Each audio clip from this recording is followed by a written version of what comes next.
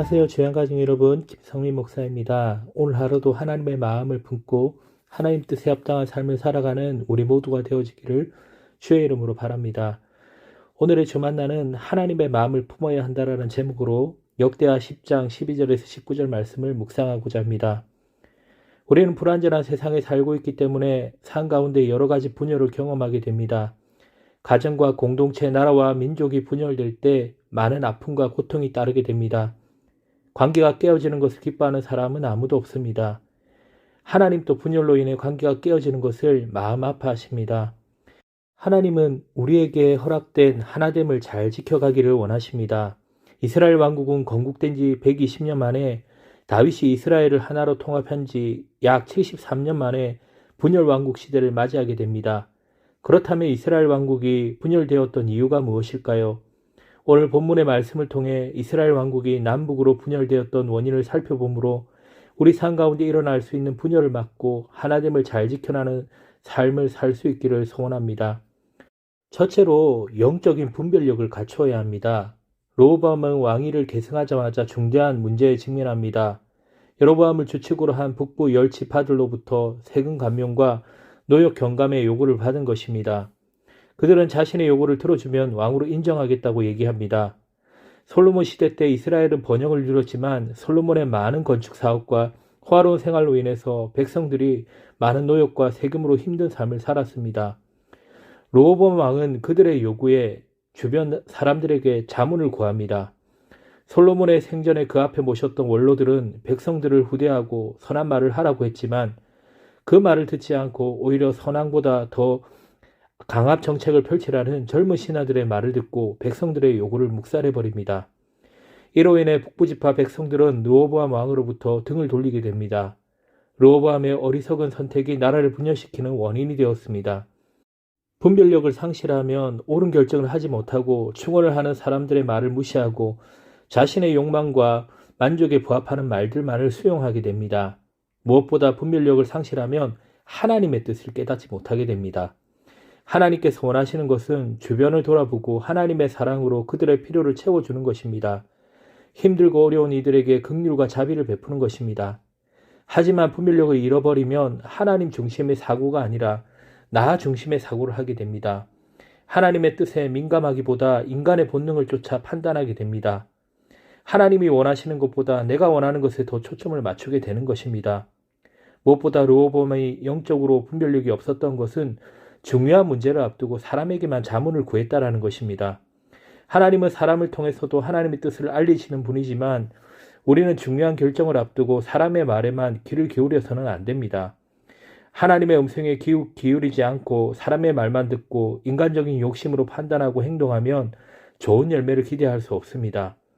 우리는 영적인 분별력을 가져야 합니다. 그러기 위해서는 무엇보다 먼저 하나님 앞에 나아가 기도해야 합니다.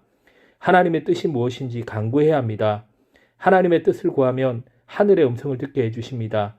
하늘의 지혜를 허락해 주십니다.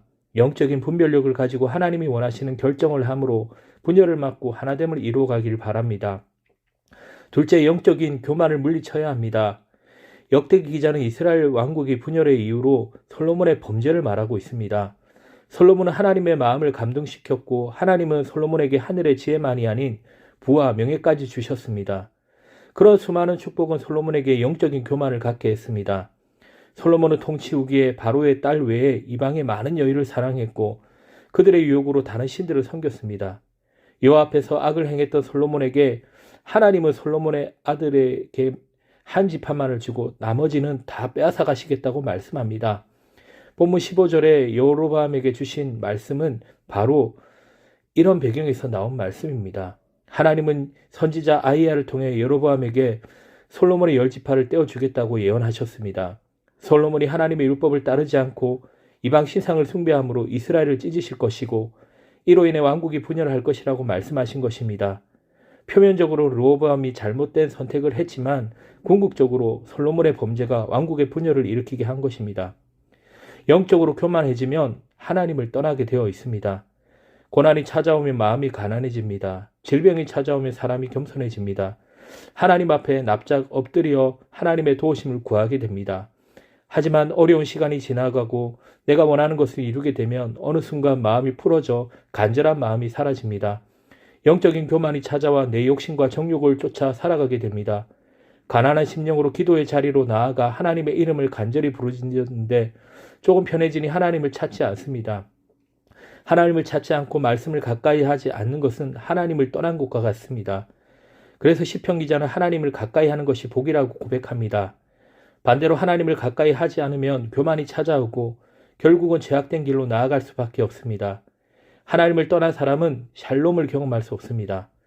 영적인 교만으로 내 본성을 쫓아 행동하게 되면 그 결과는 곧 깨어짐이라는 것입니다. 사단이 원하는 것은 바로 이러한 분열입니다. 사단은 우리가 영적으로 교만해짐으로 하나님과 관계가 깨어지기를 원합니다. 가정이 깨어지고 교회가 분열되고 나라와 민족이 무너지기를 원합니다. 그래서 오늘 또 우리는 영적인 교만을 경계해야 됩니다. 날마다 자신을 채찍질하며 겸손히 하나님의 뜻에 순종해야 합니다. 그때 하나님께서 우리에게 주인 하나됨을 끝까지 지킬 수 있는 것입니다. 그렇게 우리는 삶 가운데 일어나는 문제들 속에서 영적 분별력을 가져야 합니다. 하나님이 원하시는 것이 무엇인지 깨달아 올바르게 말하고 올바로 행동할 수 있어야 됩니다. 뿐만 아니라 영적인 나태로 하나님을 멀리하는 교만을 경계해야 합니다. 이를 위해 날마다 하나님 앞에 엎드려 기도하는 수고가 필요합니다. 날마다 말씀 읽고 묵상하며 영적인 분별력을 달라고 영적으로 깨어 교만치 않게 해달라고 간구해야 합니다. 하나됨을 지키는 것은 쉽지 않습니다. 힘써 주님 앞에 지켜나가는 우리 모두가 되어지기를 주의 이름으로